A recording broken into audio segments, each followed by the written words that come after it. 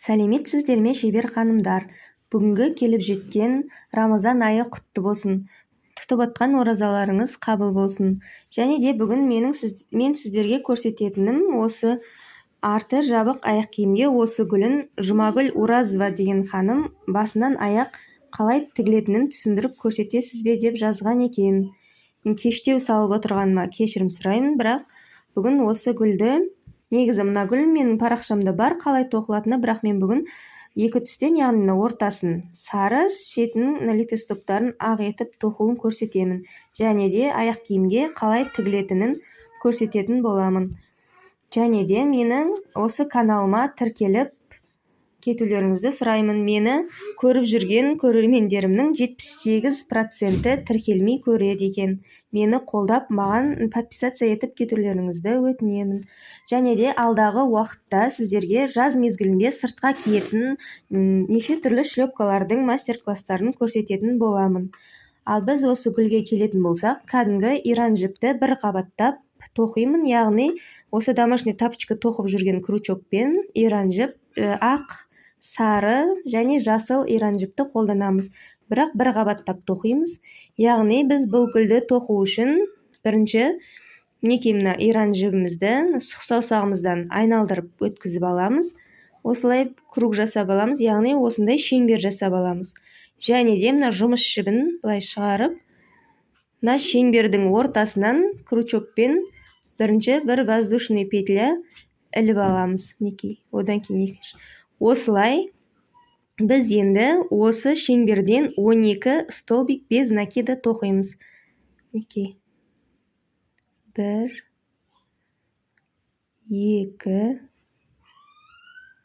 3, 4,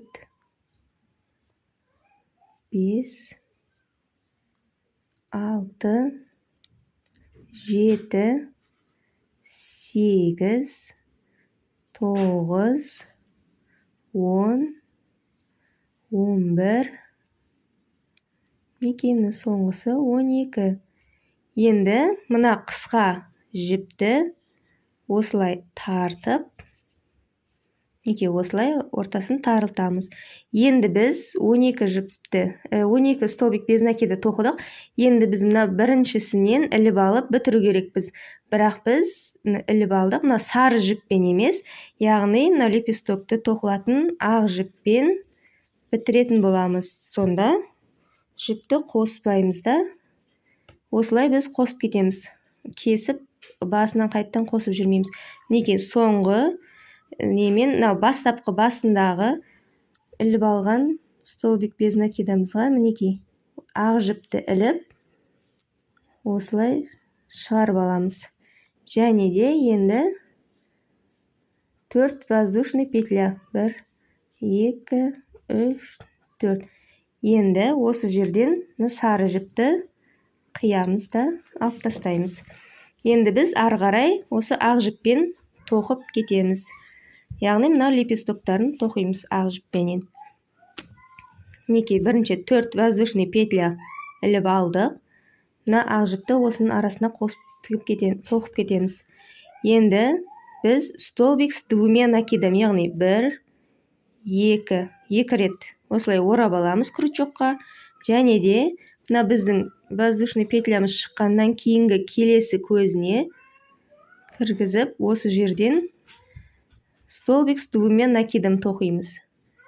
1 столбик с двумя накидом. Енді тура осы жерден тағы да екінші рет столбик с двумя накидом тоқимыз. Осы жерден біз 3 тоқимыз. Мынау біздің екінші рет тоқып жатырмыз. 1, 2, 3 рет осылай аламыз. 2. Енді соңғы үшіншісін тура дәл осы көзден тағы да аламыз. Сонда бізде бір көзден 3 столбик с двумя накидом тоқыдық. Енді біз осы гүлді бітіру үшін тағы да 4 воздушный петля. 1, 2, 3, 4. 4 воздушный петля. Енді гүлді мына келесі көзге соединительный петля, яғни біріктіретін ешқандай столбик с одним накидом, без накида емес. Міне әшейін осыдан аламыз да келесіге өткіземіз. Бұл бізде соединительный петля, яғни біріктіретін петлямыз болып тұр. Сарыны келтесін осылай тартсақ, шеңберіміз кішірейе түседі. Енді келесі лепестогын тоқу үшін қайтадан 4 воздушный петля осылай іліп аламыз. Мінекей. Енді 2 накид осылай орап аламыз және келесі көзінен столбик с двумя накидом үшеуін тоқимыз. 3 рет осылай қайталаймыз. Столбик с двумя накидом. Мінекей. Бізде бары осы жерде 6 лепесток шығады. Осындай лепестоктан 6 шығады бізде. Мінекей. 3. Енді бітіреміз. 1, 2, 3, 4 воздушный петля. Келесі көзіне осындай соединительный петлямен бітіреміз. Енді тағы да 4 воздушный петля және келесі көзінен 3 рет столбик с двумя накидом аламыз. Мінекей, столбик с двумя накидом болады. Мінекей. Столбик с двумя накидом. Мінекей.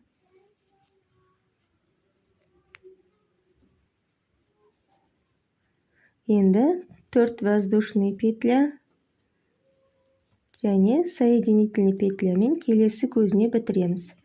Мінекей, 3 лепесток, енді 3 қалды. 4 воздушный петля аламыз.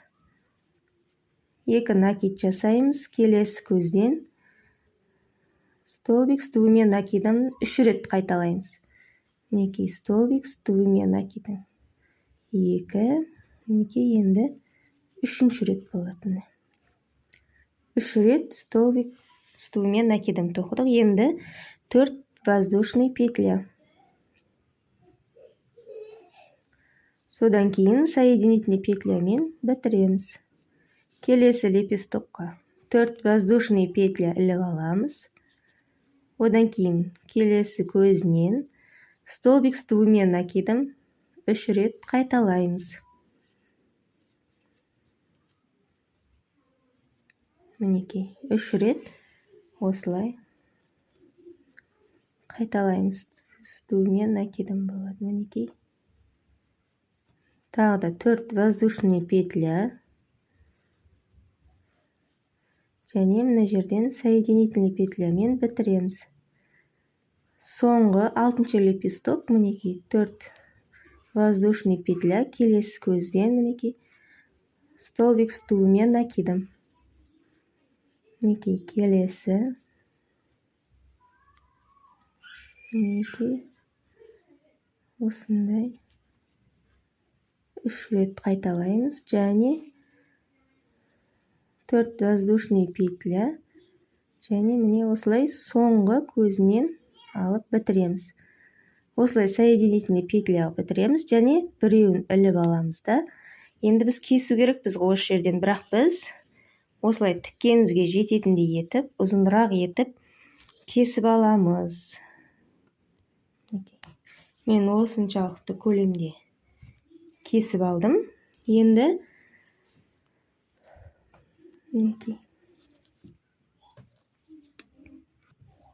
кесіп алдым. Енді міне осы гүліміз және мына ұзын ақ жіпті ұзыншақ етіп кесіп алдым. Енді мына сары ақ жіптерді біз артықтарын кесіп алып тастаймыз. Яғни сары жіпті.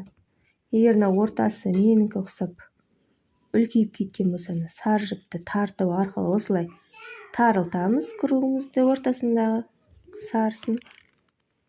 Мінекей, осылай тарылады. Және осы сары ақ үшеуін осылай бір-біріне біріктіріп байлаймыз. 1, 2 рет немесе 3 рет шешіліп кетпейтініне сенімді болғанша осылай байлаймыз.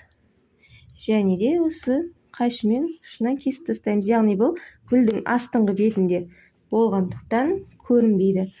Енді біз осындай ұзынша жібімізді мынандай қалың осы көзінен осы жіп сиятындай жуалдызбен тігіп өтеміз. Және де маған осындай 8 болу керек, 8 размер. Енді сіз өзіңізде бар осындай жемчуг моншақпен тігесіздер. Мінекей. Осылай. Ол үшін бірінші біз мына жуалдызды өткізіп аламыз.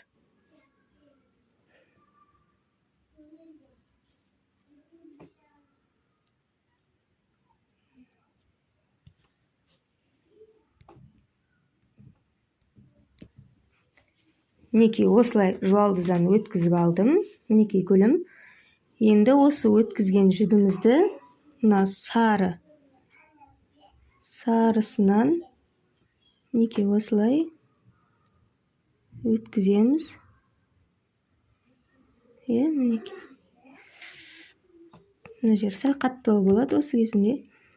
Міне өткізгенде мына моншақты біз бірінші моншағын тігіп кетеміз. Мінекей. Моншағын өткізіп, мына жағын қатты тартпаймыз.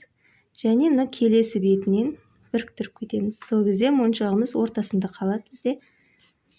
Яғни мына сарының ортасында осылай жемчуг көрініп тұрады. Енді біз бұны осы домашний тапочкамызға орнатамыз. Яғни мына гүл жобалап, өзіміздің көз жобамызбен қай жерде орналасқанына қарап, осылай тігіп аламыз. Яғни осылай қойып тұрып, мынаны сәл сіздерге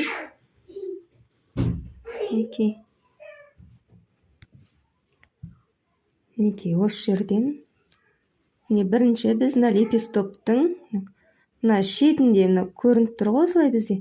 Сол шетінен алып тігіп өтеміз. Мінекей осыдан кіргізіп, мына бетіне осылай шығарып аласыз. Және келесі мінекей мына лепестоктың осыны келесі тесігіне шығарамыз.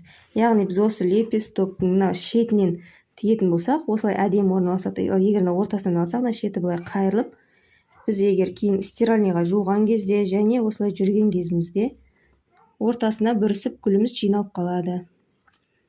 Олай болмас үшін осы біз лепестоктың мына шетінде өз көздері көрініп тұр. Осы көздерден алып өткізіп тігіп отырамыз. Мінекей.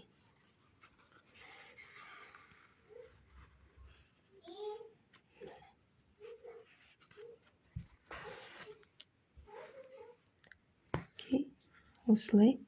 Және мына келесісінен өткізіп.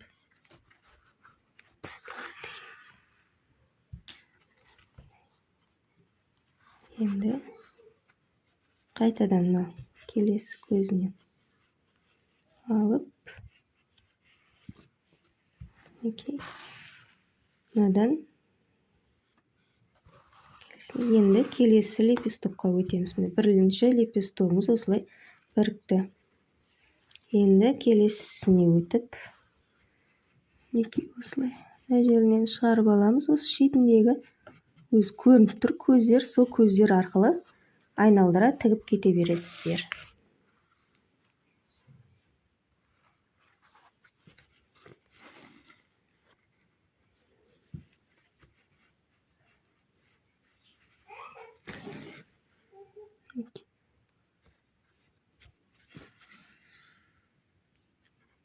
Бір қабаттап тігеміз.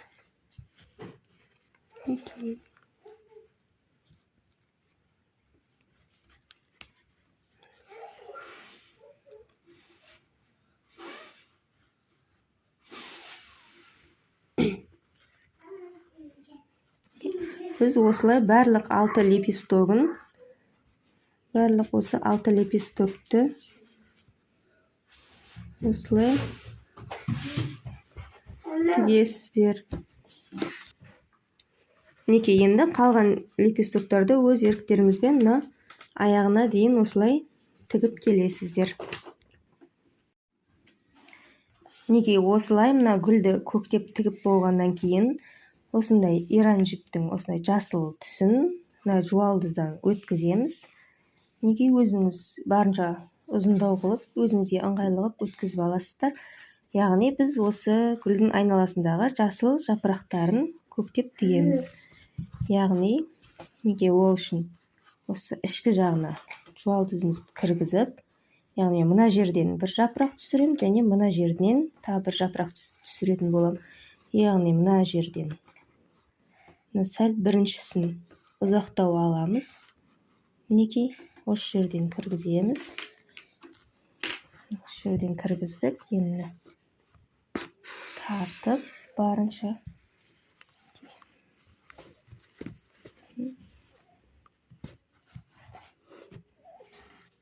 осылай шығарып аламыз.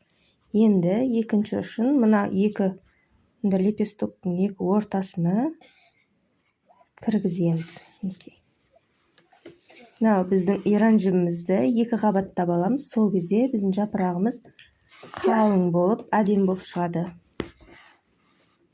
Мінекей осылай бірінші несін істедік біз. Енді мына жанынан аламыз, бергі жағынан. Мінекей мына жанынан алып, қиындығы жоқ, тек қана мен осы жерде тура осы алдыңғы кіргізген бітірген жерімізден осы жерден тағы да кіргіземіз. Мінекей енді осылай кіргізіп аламыз. Мінекей бізде енді жапыраққа ұқсап қатты тартылып қалмас үшін сәл бостау қылсақ әдемі жапырақ болады. Енді екіншісін мына жанынан аламыз. Үшіншісін, яғни мына жанынан сәл мына неден төмендеу аламыз. Осылай. Және бұны да тура осы жерге қайтадан әкеліп тігеміз. Инесін кіргіземіз.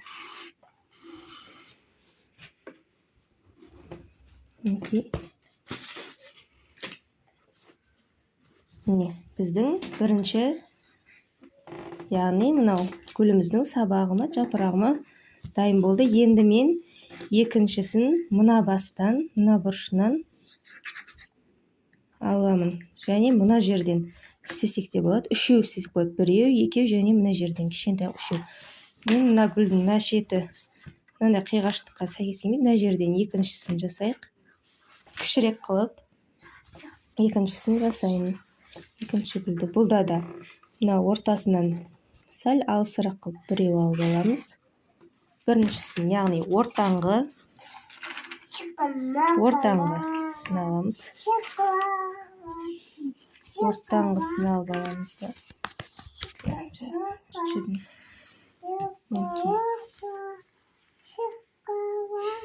Мына жерге келіп қадаймыз. Мінекей осы жерден.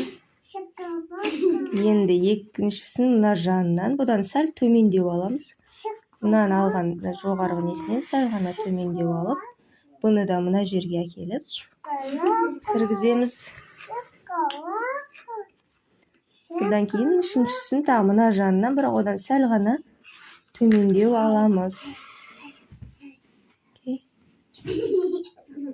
Мінекей осылай кішірек гүл болады бұл жанында. Гүлдің жанында кішірек жапырағы. Енді үшінші жапырақты мен мына жерден, немесе мына жерден істеген қолайлы болады. Осы жерден істейміз. Мына жерден жоғарғы жағынан аламын. Екеу жасасаңыздар да, үшеу жасасаңыздар да өз таңдауларыңыз, тек өздеріңіздің фантазияларыңызға қарай жасайсыздар. Мен бастапқы несін сіздерге жобасын көрсетем. Мінекей, және осының сәл оң жағынан төмендеу аламыз. Екіншісін тек түстерді үйлестірсеңіздер, және гүлдеріңізді әдемілеп тіксеңіздер болды. Кез келген аяқ киімді өте әдем ашады осы жапырағы гүлдің айналасында. және мына үшіншісін мына жанынан сәл төмендеу, ортасындағыдан сәл ғана төмен алып, мінекей. Мына бізде осындай 3 жапырақ бар. 1, 2, 3. Мынасын сәл жоғарырақ алсаңыздар да, мынау 3 болса, болсын 5 қылып алсаңыздар да, қалыңдау болу үшін олардың бәрі өздеріңіздің фантазияларыңызға, идеяларыңызға қарай көре бересіздер. Мінекей осы жерден осындай әдемі біздің жапырағымыз шығады. Енді бітіруі осы кәдімгі тігіс тіккендегідей. Мына ішкі жағын алып, мына жасыл тұрған жерінен 2-3 мәрте көктеп тігіп, қайшымен қырқып алып тастаймыз. Мінекей. Ішкі жағынан 2-3 мәрте қайтара тігіп, сөгілмейтіндей етіп, яғни осылай алып,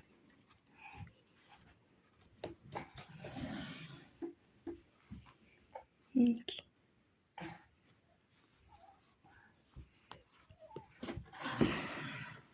Осылай 2-3 мәрте аламыз да, және қайшымен тақап қырқып тастаймыз. Бұл ешқандай шығып та кетпейді, сөгіліп те кетпейді. Кез келген аяқ киім түріне, кез келген түстен осы гүлді тоқып тіксеңіздер, өте әдемі ашады. Мінекей осындай гүліміз дайын болды. Кез келген аяқ киімдерге осылай тіге бересіздер. Істеріңізге сәттілік, сау болыңыздар.